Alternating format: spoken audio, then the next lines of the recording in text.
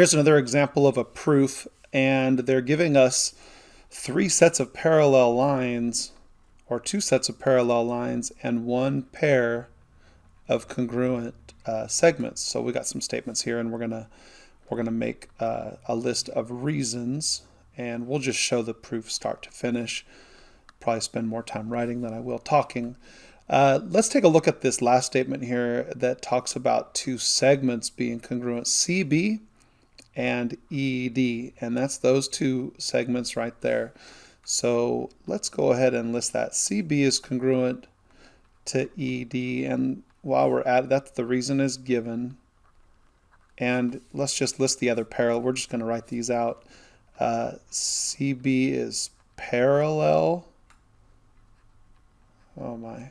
CB is parallel to ED, and AB is parallel to CD. Now you'll recall that when we have parallel lines, things like alternate interior angles are congruent, and so are corresponding angles.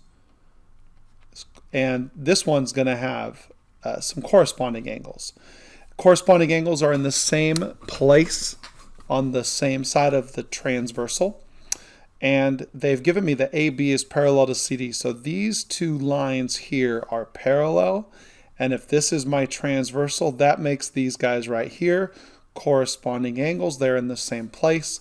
So my next statement is going to be about, and the reason is this: if two parallel lines are cut by a transversal, then corresponding angles are congruent.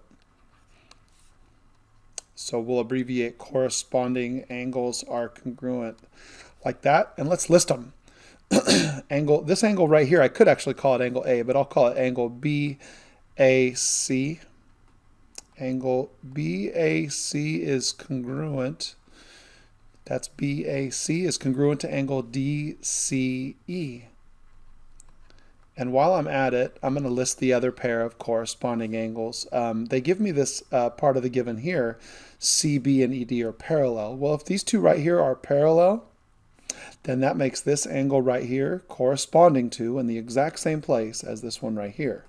So these right here are corresponding angles, and I can name those. Let's call this one ACB.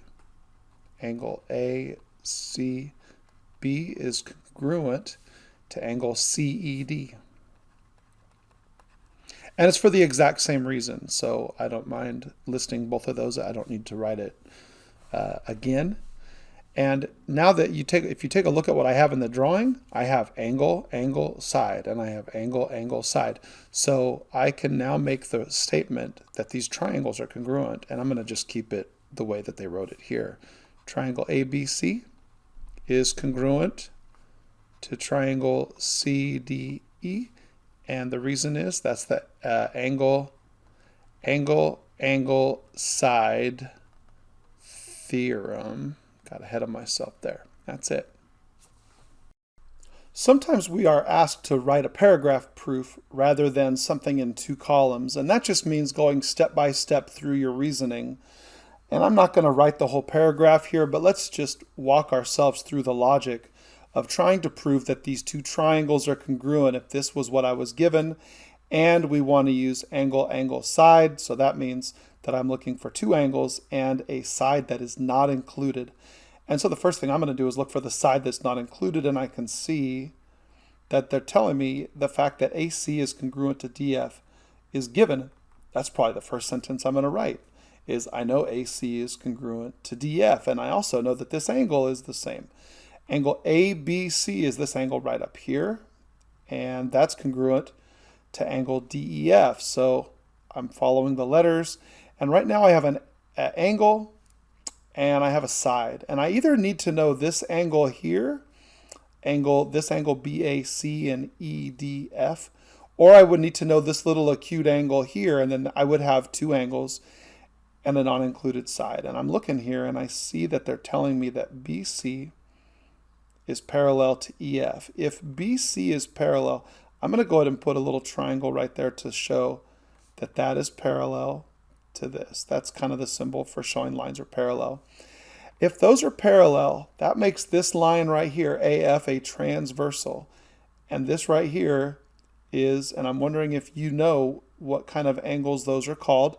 Hopefully you're mouthing the words to yourself.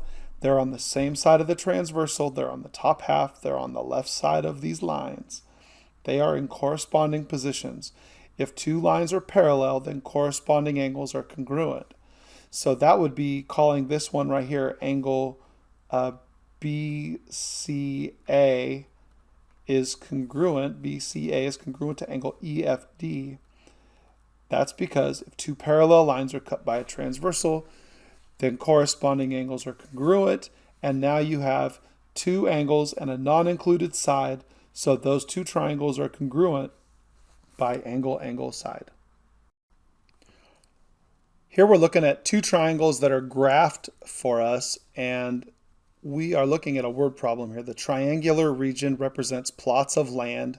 We're going to use angle, angle, side to try and show that the same amount of fencing will surround either plot. So we're talking about perimeter, and basically what we're saying is, are the triangles the same size? And so we're going to use the information that's given. We only have one piece of information given, and that is that angle A, which is this angle right here, is congruent to angle D. Well, there's one angle. And you'll notice now we could use some distance formula. We could use Pythagorean theorem and try and figure out if all three sides are the same, but we don't really need that. For example, I know that if this is going up and then straight across, that this right here is 90 degrees. And if angle B is 90 degrees, so is angle E. And so I now have angle, angle, angle, angle. And if I want to use angle, angle, side, I could actually count AB and DE and show that those are the same. In fact, AB is 4 units. And so is DE, 4 units.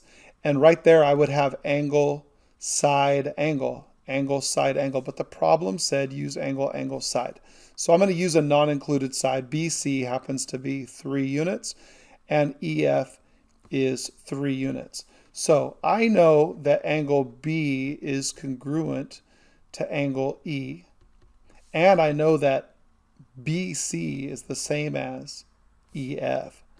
BC equals 3, so does CF equal 3, so BC is congruent to CF.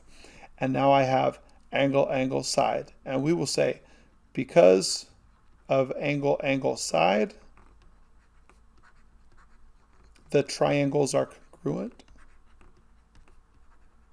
And so their perimeter is the same. So the same fencing will go around both. But really what this exercise is about is looking at two triangles on a graph and trying to determine, first of all, what's the given information, and then at some point there should be a segment either going straight across or up and down that we can just count squares to, and that gives me my one side, and the others are just angles. And you should know that every time you count straight up or straight across, those are right angles, and all right angles are congruent. Good luck.